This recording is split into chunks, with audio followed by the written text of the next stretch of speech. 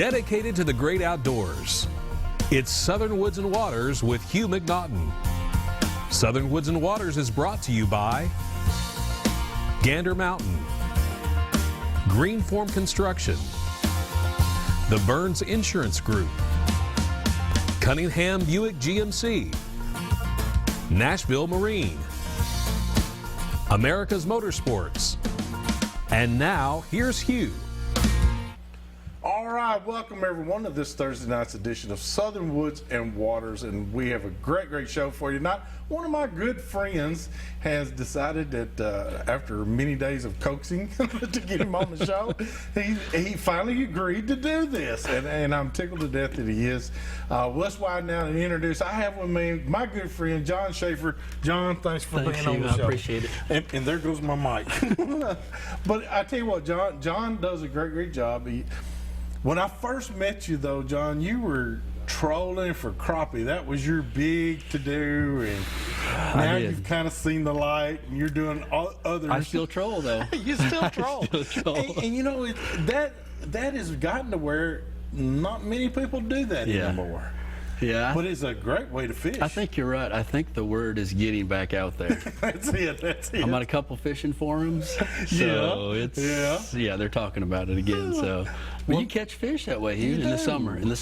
In the summertime, and that's because they're kind of, you know, hanging out about halfway down. Yeah. And some guys can't catch them. They're deep. They're deep. No beating the bank. No, and you catch them crappie, you catch any stripe, anything hybrids. Will hit it. Yeah, absolutely. And you're a typical catfish, fisherman, which means I love it when you're a typical fisherman, because you're one jerk waiting on another jerk, right? Exactly right. And I'm gonna tell you what, you know, a catfish will hit a crankbait here. Oh yeah. It'll blow it out of your rod holder. So you have to, you know, you got to gear up. I mean, I don't go with light crappie line, 6 pound and all this. I mean, I got 12 pound. Oh, you don't finesse them? No, I got 12 pound on some, and I got some 20 pound braid with some 12 pound. You do hustle. I do. I don't want to, you know, they're expensive, them crankbaits nowadays. So well, now, and we want to talk to you tonight about trolling techniques. Mm-hmm. You know, because a lot of people. I've been with some of the striper guides on Old Hickory and Priest, and they've got it down to the 10th of a mile an hour. Yeah. Like, oh, you're not going to catch anything if you're not doing 1.7 miles per hour, you know. And like, well, and most of them, well, if they're not throwing umbrella rigs, they like live bait. So with these crankbaits, I actually use my big motor. It's a 115 4-stroke, so it's real quiet.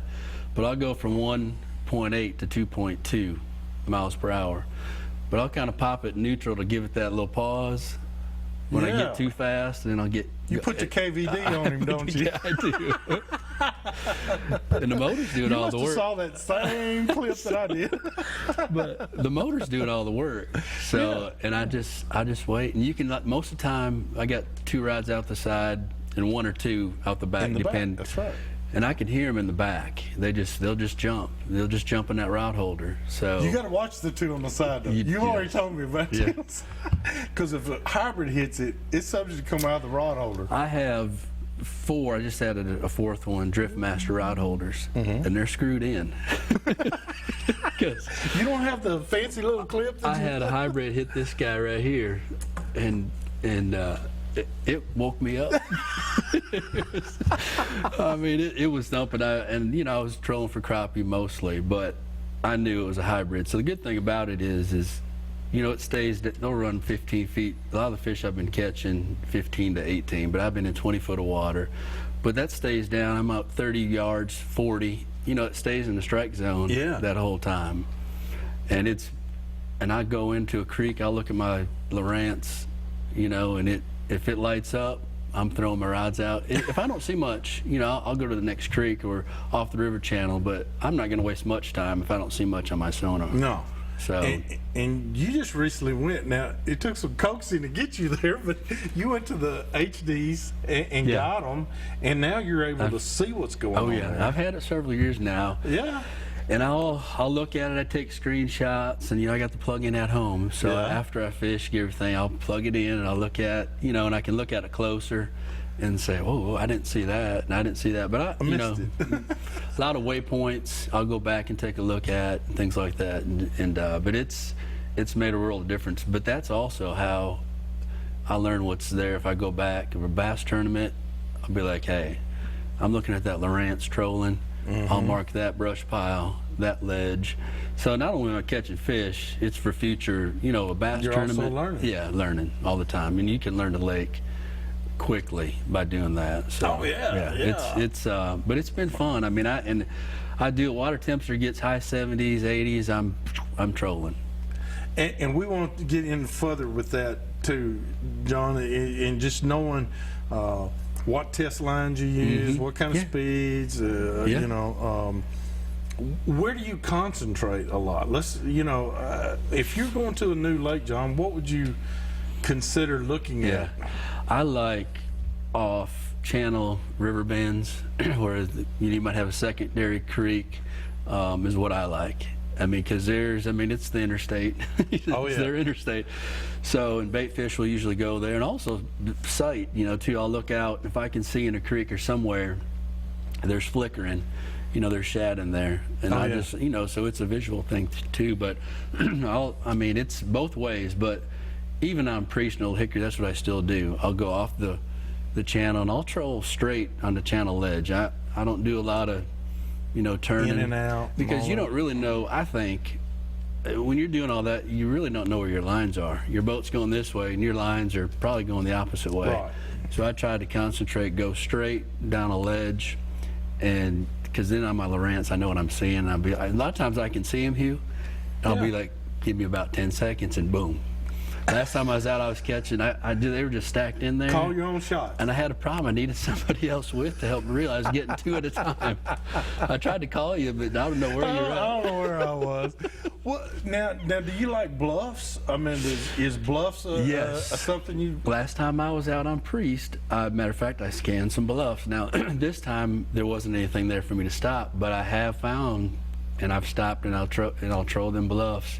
Once again, my Lowrance will tell me. I mean, it's, I'll put it down, and if it's, just kind of flatline and nothing going on, like I said, I'll pick up and go. But it's, I do like bluffs, though. There's some good ones out there. There's some good ones on Priest and Old Hickory. Old Hickory's got some great ones on it. Yes. Especially if you go upriver, up. Oh yeah, it's loaded. Old Above the Hickory's loaded. 231 bridge. And It's all that. loaded. It's got some Old really Hickory good is, ones. and and Priest has some too, right? You get out a long hunter. I mean, you just straight out. There's some bluffs right there. Hole in the wall and all that's some great stuff. Yeah, they may consider those community holes, but they still they got their name because there's fish there. You still got to find the fish. You still got to find the fish.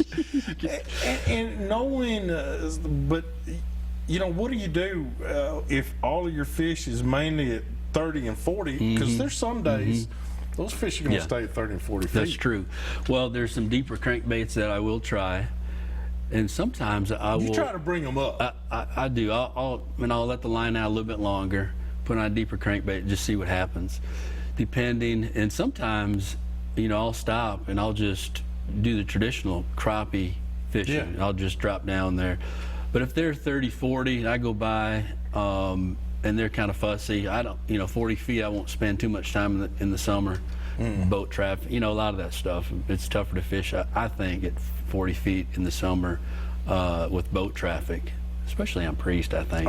It's tough. But, but there's down there, Priest has, I took some screenshots of some trees, and they were 60 feet standing straight up, and they just looked up. Matter of fact, it was over by a hole in the wall at Priest. I'm telling you. And there's the hotel, the no-tail. Yeah, and they were straight up, and I was just like, my goodness. I mean, they were 30 to 60 feet, and, on a hard bottom. You can tell that, too, from your screen. And I was just like, wow. The fish are there. But that's, it's probably going to be winter stuff. Oh, yeah. Hey, we got to take a break right quick, John. We got to pay some bills around here. Visit some of our fine sponsors, but we'll be right back with John Schaeffer and Southern Woods and Waters.